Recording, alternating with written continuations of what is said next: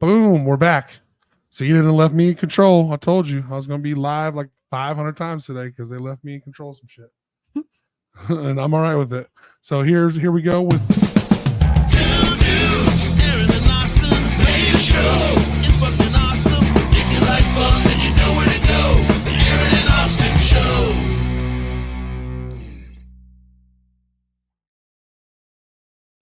that is a long pause. He is right. All right. Freya Festival Day 1. Go ahead and introduce yourself. Tell us about your band. Tell us what's going on. We're back live. I told you we're going to get every band up here we can, hopefully, so they can promote themselves. And here we go. Boom. Hi, I'm Kaylee Wood with Rosh Limit. We're a heavy metal band here from Wichita. We're excited to be a part of FreyaFest and happy International Women's Day, here to support women and for a good cause to fundraise for Trust Women. Yeah. You in? I'm in. All right. Well, you want to do the real tradition? You want to hit a rumblements with us? I will. All right. That's what I'm talking about. It's Women's Power Day. It is. I ain't fucking around, but I'll get you one of these. Okay. And your band is Roche Limit. Yeah. Who explain that a little bit? What's going on there? So it's a heavy metal band. We draw influence in from like Gojira, Iron Maiden, Metallica, Megadeth. What's the name origin? It's a long story. Well, you can give us we got time. Ain't like we got a 45-minute set of the Magic Merlins. Yeah, the Magic Merlins. Yeah, going on. Did I say that right? Yeah, the sound check sounded really good too. Yeah. Well, I ain't gonna lie to you. I don't know if you've ever been in this building before. We're at the Hideout tonight. Shout out to Freya Festival Day 1. Plenty of time to get down here. The first act hasn't even started yet. It's $10 donation. Get down here, 452 North Hydraulic. Go ahead. All right. So we were trying to figure out a name because the band pulled me in initially years ago. Oh, Lord. Even as a bartender, that still hurts. Especially when they're not cold. Yeah. Are you done with it? Yeah. So they picked me in because originally they were in a band called Orion. And they found me at a movie theater and they're like, hey. Found you at a movie theater. You can't gloss over that. So were you on the ground screaming in a fit and they're like, oh, this is going to work? No, actually, I went to high school with part of the band and worked with the other half at a movie theater. Oh, so you guys just kind of like know reunited. each other since we were 16. Yeah. Oh, cool. And then trying to find the band name because we were a cover band. And at some point we were joking about the Tokyo Yos. And that didn't stick for some reason. But eventually we landed on Rosh Limit. So what is this? Do you guys do cover music now too? Are we all original or what's going on? All original. We have there one we go. That's my EP girl. out. Yeah. So good. You had it. So we got an. I love when I hear all original music, and we got one EP out. Where can we find the EP? You can find it on Spotify, Bandcamp, YouTube. Spotify's best one to go to. Probably Spotify. That's where we want the numbers. So get it at Spotify. So what? Explain what you do in the band. Do you help with the writing process, and how's that all go? I sing. I show up, and I make the words come to life with whatever. Do you write the music? No, rhythm guitarist Trey, our lead guitarist Tony. They really put the heart and the soul into the music behind the vocals. So how does that go? Like, how did your singing career originate? So you're a bartender too as well. Yeah. And where the singing career start at?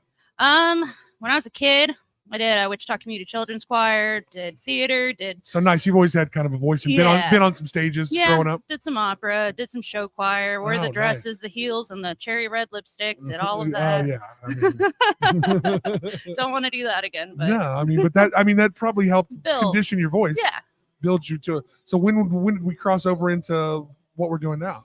Like what changed? Have you been in other bands to get here? Like no, it's my only band. Nice. We've been together, I think, 8 years now. So your first band lands and you get together 8 years. That's all. Yeah. Not many people get that lucky. No, it's nice because we're all friends and we're just really chill about it. It's our like hobby, our getaway, our escape, and we all just do it together for that reason. Nice. So so do you as this person that does sings, do you ever like when you get handed the lyrics to do new songs, do you ever go like, hey, maybe it should be like, do you get a little bit of creative, like leniency to maybe change here, maybe it should sound like quite like this, or or how does that work? How does that process when you guys start pounding out new songs? Yeah, I do get a lot of lyrical like changes if I want to. Like sometimes I'm like, okay, this word doesn't work out. What can we do instead? one of the songs we have on our EP and we'll be doing tonight, Onslaught, we literally all were like, we need a new song. We need to make one now. What do we do? Grabbed a whiteboard. Started out as a Whiteboard, I highly suggest. right. And I think that was the one that started out as Pirates from Space. And it was like, let's warp to war. And yeah, we were like, that doesn't work. That's not fun. And then we called it Onslaught. And it doesn't go let's warp to war anymore either, but lyrically it changes. Both I like it. Both I like a little bit. Both ways, you know. It's a space themed, I guess, band because Rosh Limit's a space meaning of a gravitational pull getting pulled into gravity. See, there it is. I was waiting to hear what actual where Rosh Limit comes. Yeah. Rosh Limit or Rosh Limit? Rosh Limit, yeah. I like it. Rosh, It's cool. It gets called whatever. I like it. It's got a cool little rolls off the tongue kind of cool. Yeah, but yeah, it's a gravitational pull into another like gravity like pull, I guess, and it's when those two pulls meet and the object explodes. No, I bet. And so I think I said that right. The guys might just give everybody else a shout out in your band and tell them what they do. If we might get them up here, we might not, but give everybody else who's all else is in the band. Yeah, so we got Trey, our rhythm guitarist, we got Tony, our lead, Jake, our bassist, and Clint, our drummer. There. Yeah, it's been the same group. 8 years of this. 8 years. Wow. That's pretty impressive. We've gone through our ups and downs, like if any family does, but we have always been there for each other when we need it and shit. And it's just cool to have a group that you can actually call your brothers or family. Right. And so you guys have been basically like childhood friends for the most part? Yeah. Clint and Trey and I went to Mays High together. Oh, really? And so you guys are West Siders too. I went to Northwest High School. Okay, hell yeah. And then Tony and Trey worked at the Warren with me. And then Jake went to college with Trey and stuff. So Jake kind of came in later, but I've known him a little bit longer than I was in the band because we'd all go to concerts and stuff together. So how long? So we're 8 years of. How long of the 8 years were we doing? Oh, my camera died. Perfect. I'll leave it on you, and I'll let you answer this while I go change. I'm gonna go change that battery. How long were you guys of the 8 years doing cover music? When did you transition to new music? Is this first LP? I'm gonna give you a lot because I gotta change that camera. And like when did you guys is this LP your first original stuff? Like give us a little bit of like how the band has transitioned in the 8 years. Oh gosh. So yeah, we first started out doing covers. Fun story, me going into the band, trying out or whatever. I went in with sheet music to what is it? Ozzy Osbourne Crazy Train. Yeah, I walked in with sheet music to that. Oh, nice. So it's like super funny to watch really get into that. Yeah, I learned real quick. You really don't need sheet music to be in a metal band. But maybe you do. I don't know. This worked well without it. But yeah, so we started doing covers like For Whom the Bell Tolls, Man in the Box, Crazy Train, a couple others started. I think, we did The Red by Chevelle. And we just kind of started getting a little bored. We were wanting to add more, but we're like, well, why don't we just, sit down one day and start writing our own music? And that's when our first original came up, Event Horizon. And then we got Freak right after that. And so those two songs are on our EP. And then we just kind of started adding them. And then with each new song, we cut out originals. I think the last original we played was Man in the Box at Elbow Room when that was still open. But yeah, and like sometimes we'll do a sound check to Man in the Box, and it's never good. It's quite scary. We'll try to remember it. It's fun. But yeah. Oh no. Do you guys do 45 minutes of all original music tonight? Yeah, I think we're going to try to. I think we did discuss just to kind of give us some leeway because we do have to change guitars at one point for 3 other songs to cut out one of our shorter songs just to give us a little room for that. But we're going to try to do all 45 minutes with all, how many songs is it? All of our songs. But, should be good.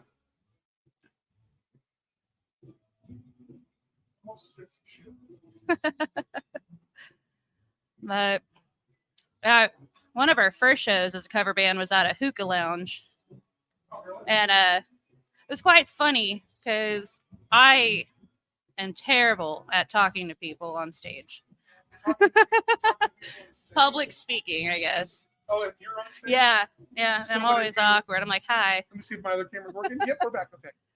And like stage fright, I guess.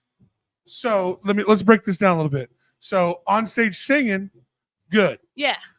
On stage talking, no Airplane one. jokes. Okay, so let's say your band's behind you, and you're just talking to the crowd a little bit in between songs. Do you have problems there? I try my best. Do you do a little something? I'm a little better than I used to. I would be. tell every. I'm gonna give you a little bit, but I would tell you every band falls a little bit short on promoting themselves while they're on stage. Bands, I'm gonna stand on my soapbox a little bit here, guys.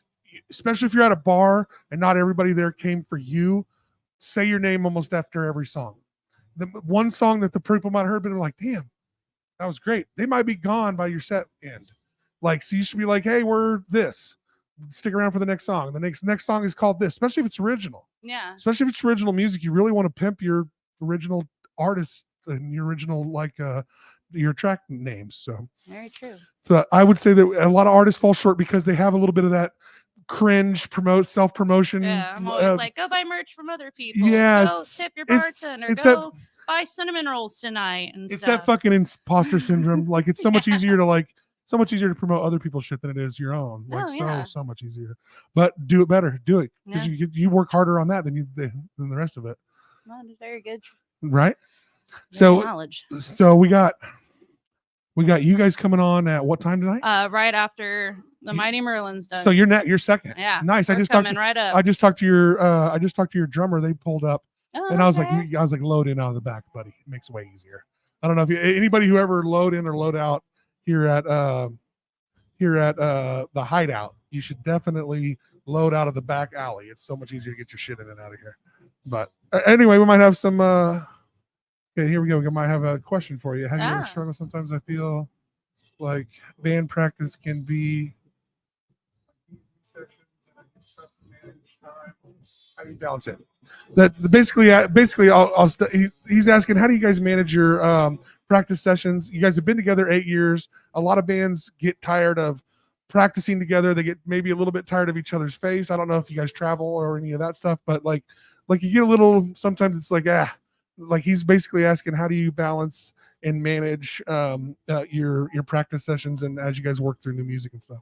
That's a great question. It was. Thanks, Adam, for that too as well. Yeah. So in the 8 years, our days of practice have changed. We've always kind of worked around whether our shifts change. Like, I'm a bartender. My shifts are constantly changing. So we've gone from Tuesday nights, Thursday nights, to Saturday days, Sunday days.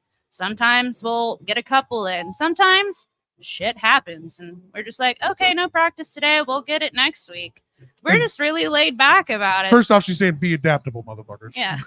That's everything happens. Everybody's, has shit going on. Yeah, it sucks. And it can get kind of pressuring when you have like a show coming up or something. But then you have those last minute, and just squeeze them in practices. And it's like, you guys all know it. You all ready. It's good. Well, I mean, especially if you've had, any band is going to keep that any core together for 8 years. There's got to be some point of some pretty well polished machinery going on there. Like, you guys have a groove, you understand each other and stuff like that. So I would tell you, just keep pushing content, get down here to see them tonight too. Yeah. So where for everybody that's watching, and this will be on Facebook and YouTube, that they can go back and see it anytime. It won't go away. So even if they don't catch it live, any of your fans can go back and check this out. Where can we find all your social media stuff? Like, what's the best way to support the band? First and foremost, come down here and buy some merch. Probably. Yeah, I got t-shirts and CDs. But Facebook, honestly, that's really all we have other than our Spotify, Bandcamp, and Facebook's the best one. Facebook. Honestly, we're all not the biggest fans, but we all have it just to run it. But it works, man. Yeah, it works. I mean, it doesn't the job work. Done. It doesn't work as great as you think it does, but there's always reasons for why they do the things they do. But I think we might have tried an Instagram or a Twitter. I don't know. We tried them all, but like I would say always the ones you really need to work on as an artist are Facebook, get a following, YouTube, get a following, TikTok, get a following, Instagram, get a following. Those are the major hitters on all of those things. And I don't know who controls like your guys' stuff for your band, but that shit's so annoying. I want to say me and Trey we do really good at responding to people. We're Yeah, there you go. the best. That does, dude, believe it or not, that's like, if someone took the time to reach out, I will say this again, as a content creator, if someone took the time to reach out, a little bit of acknowledgement more than just a thumbs up is nice. Yeah. Like, I mean, if they say something just halfway condescending, thumbs up and tell them to, kick rocks. But like, if they really go out of their way to say something nice to you, like a heart or like a thank you for supporting my content, like, is always really appreciated for sure. Yeah.